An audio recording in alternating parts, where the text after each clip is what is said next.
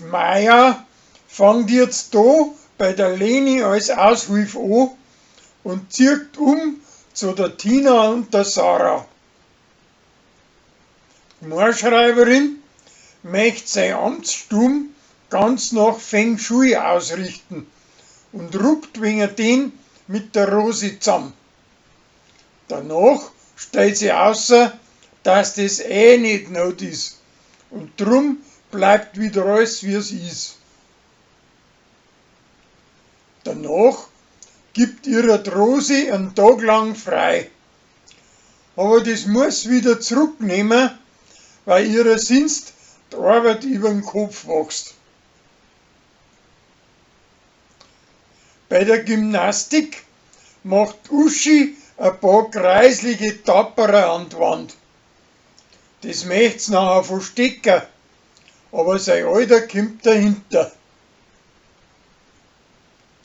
Die Lansinger möchten auf Pfingsten ein Mess in der Kirche haben und locken einen fremden Pfarrer an, weil sie ihm versprechen, dass während der Mess ein Pfingstbaum runterlassen.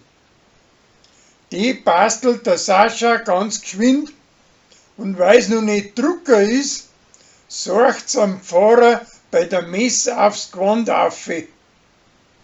Der lacht aber grad darüber.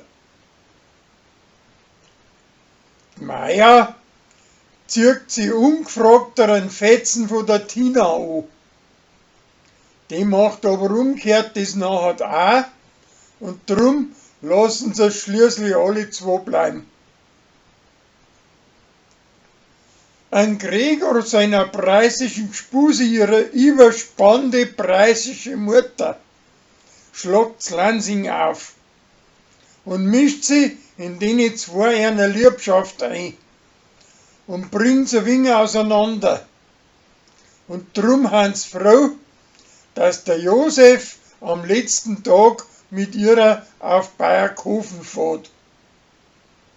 Das taugt ihrer aber so, dass gleich nur ein paar Tage länger bleiben möchte.